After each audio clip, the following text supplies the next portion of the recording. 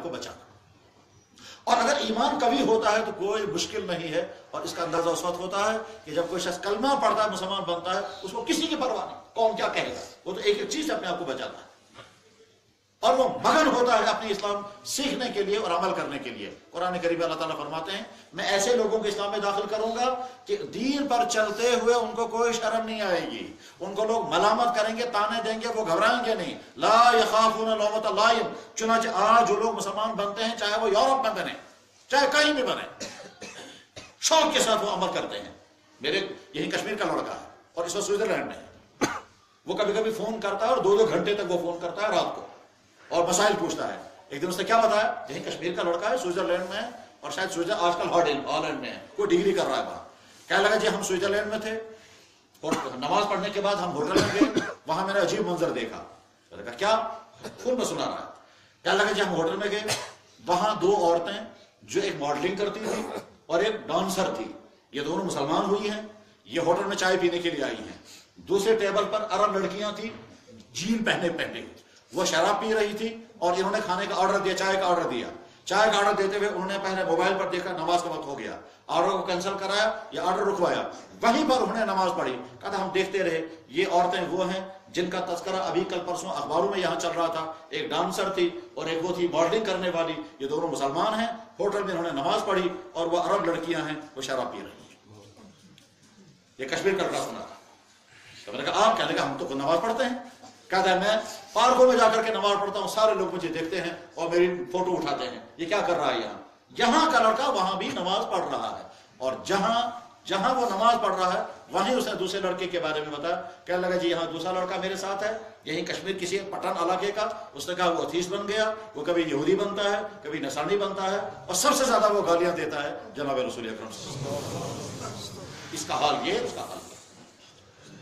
تو میرے نوجوان بھائیوں، آپ کی جوانی آپ کے ہاتھوں میں ہے. آپ اپنی ایمان کو بچائیں گے، آپ اپنے کردار کو بچائیں گے تو بچ جائے گا. اور اگر نہیں تو آج کفر سیلاب کی طرح سے چل رہا ہے، آج بدکرداری سیلاب کی طرف سے چل رہی ہے. اس بدکرداری میں ڈوبیں گے کوئی آپ کو تانا نہیں دے گا. آج تو گھر والے بھی ہمت نہیں کر پاتے ہیں کہنے کی. اپنی جوانی کی حفاظت خود کریں، اسلام کی دولت اللہ نے عطا فرمائی ہے. پھر جن کے نکاح بھی نہیں ہوئے ہیں، نکاح تک اپنی کیریکٹر کی حفاظت کریں. اگرچہ بہت مشکل ہے آج کے اس بے حیائی کے ماحول میں، آج کے اس فحش ماحول میں، جہاں بدکاریوں کا سیلاب ہے، جہاں پارکوں میں، ہوٹلوں میں، ہاؤس بوٹوں کے اندر، سکولوں کے اندر، گھروں کے اندر کیا کیا ہوتا ہے. اللہ حفاظت فرمائے، اللہ حفاظت فرمائے. جتنا آپ سوچتے ہیں حالت اس سے زیادہ بدتر ہے، جتنا آپ جانتے ہیں حالات اس سے بھی زیادہ خراب ہے. جہاں ڈاکٹر پیشنٹ کے ساتھ، جہاں ٹیچر اپنے اسٹوڈنٹ فیمیل لڑکی کے ساتھ، جہاں بھائی اپنی بہن کے ساتھ، حالات یہاں تک پہنچے. اسی شہر کا لڑکا میرے پاس آیا اور منہ بند کر کے کہنے لگا میرے لیے دعا کریں، اللہ تعالیٰ مجھے معاف کر دیں. کیا اس کے بعد اگلا واقعہ جو اس نے سنایا مسجد میں سنانے کے قابل نہیں. اس اپنی بہن کے بارے میں کہا اور چہرہ چھپا کر کے رکھا تاکہ آپ مجھے پہچان نہ سکیں کہ میں آتا رہتا ہوں سامنے اور اس وقت میں آپ مجھے پہچان لیں گے. اس لیے مجھے بتائیں میں کیسے بچوں گا. میں نے کہا بچنے کا ایک ہی راستہ ہے، اپنے گھر میں رات کو مت رہو، کیونکہ گھر میں 2 ہی کمرے ہیں، ایک کمرے میں ماں باپ ہیں اور ایک کمرے میں بھائی بہن رہتے ہیں اور اپنی جوانی کو وہ بچا نہ سکے. میرے بھائیوں، اس سے بڑا المیہ اور کیا ہوگا کہ یہاں گاؤں کے پلوامہ یا شوپیان علاقے کا ایک باپ اپنی بیٹی کے ساتھ عرصے طویل تک یہاں ذکورہ میں رہا اور بعد میں پتا چلا کہ ان کے تعلقات کیا تھے. اور وہ جب بچی جب بہت ہی تنگ آ گئی تب اس نے راز کھول دیا. تو اپنی جوانی کی حفاظت کریں. اور جو لوگ ملازمتیں کر رہے ہیں وہ یہ سمجھیں اللہ نے اگر آپ کو روزگار عطا کیا ہے، اس روزگار کو حرام میں مبتلا ہونے سے بچائیں. اس وقت یہاں کے دفتروں میں کرپشن اور دھوکوں کا ایسا برا حال ہے، ایسا برا حال ہے، شاید دنیا کی کسی قوم کے اندر اتنا برا حال نہیں ہوگا واللہ عالم جیسے ہی آتا ہے. نیک کام کرنے کے لیے انسان اٹھتا ہے، اس کو بھی اپنے پیسے کمانے کا ذریعہ بناتا ہے. ایسا بھی ہوا کہ صاحب ایک آدمی پکڑا گیا. کیا کرتے ہیں آپ؟ یہاں مدرسے کا چندہ کرتا ہوں. نہ مدرسہ کہیں ہے اور نہ کسی کا چندہ ہے، پتہ نہیں کہاں سے رسید بکیں لا رہے ہیں، لوگوں سے چندہ کر رہے ہیں اور جیب میں ڈالیں. یتیم خانے کے نام پر لوگوں سے پیسہ لیں گے اور جیب میں ڈالیں گے. فرار چیزیں بیچیں گے اور پیسہ جیب میں ڈالیں گے. اس کی کوئی پرواہ نہیں کہ یہ حلال ہے یا حرام.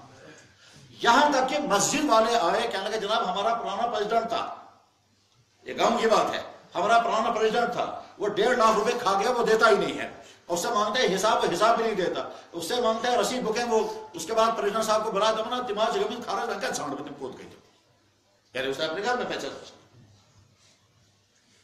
کیسے کیسے حرام دولت سے اپنے آپ کو بچائیں، اپنی حفاظت کریں۔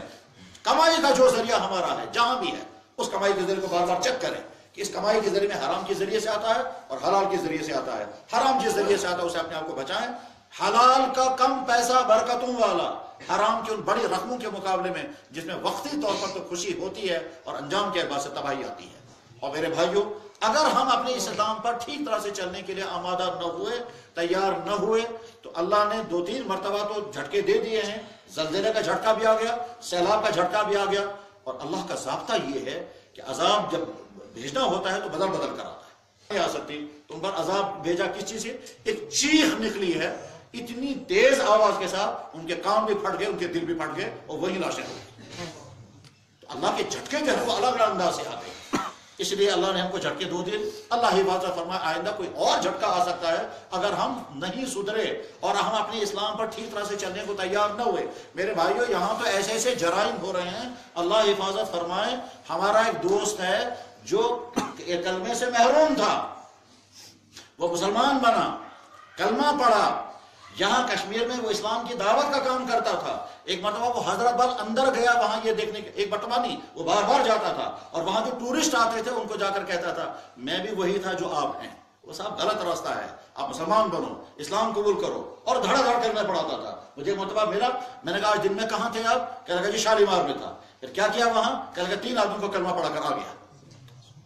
یہ شخص حضرت بل کے اندر اسلام کی دعوت دے رہا ہے، وہاں چند آدمیوں نے آ کر کہا خبردار یہاں یہ اجازت نہیں یہ کام کرنے کی، باہر نکل جاؤ۔ اس نے کہا جناب میں تو اسلام کی بات کر رہا ہوں۔ کہہ رہا وہ 2-3 پولیس والوں کو لائے، پولیس نے نیبر کر یہ حالات سے خراب کر تھے۔ یہ کون تھے؟ کہ حضرت بل کے مجاور، اور مجاور کہہ رہے ہیں یہاں یہ کام مت کرو۔ انا للہ و انا الیہ راجعون۔ اور بعد میں پولیس والوں نے اس کو ڈانٹ دیا، وہ بیچارہ روتا ہوا باہر نکل گیا۔ اب تو وہ وادی کو بھی چھوڑ کے چلا گیا۔ اس کے بعد اگر اللہ کا غضب آ جائے تو دیر کیا لگے گی؟ مجھے ایک لڑکا فون کرتا ہے، کہہ لگا جب میں نے کلمہ پڑھا ہے، میں جماعت میں نکلا تھا، اور اس وقت میں گاندربل میں ہوں، یا مسجد میں ایک صاحب میرے پاس آئے، کہہ لگے تو مسلمان بن گیا؟ میں نے کہا جی ہاں الحمدللہ۔ کہہ لگا تو بیوقوف انسان ہے، ہم تو پہلے اسلام سے تنگ آ گئے، تو کیوں مسلمان ہو؟ یہ کہہ کر کے وہ مجھے فون کر رہا تھا، میں کیا کروں گا؟ میرے بھائیوں، ہم اللہ کے سامنے توبہ کریں گے، اسلام کے ملنے پر شکر ادا کریں گے، اور ارادہ کریں گے انشاءاللہ اس اسلام پر چلیں گے۔ جو جس زندگی کی سٹیج پر ہے، جو جوانی میں ہے جوانی کو ٹھیک طرح سے گزاریں، جو ملازمتوں میں ہے وہ ٹھیک طرح سے ملازمتیں کریں، رشوت سے بچیں، ڈیوٹیاں پوری دیں۔ جو بزنس کر رہے ہیں حلال پاک صاف بزنس کریں دیانتداری کے ساتھ، اللہ برکتوں کے دروازے کھول دیں گے۔ اور جو جن کے گھروں میں مستورات ہیں ان مستورات کی پوری نگرانی کریں، اور اپنے بچوں کے فکر کریں۔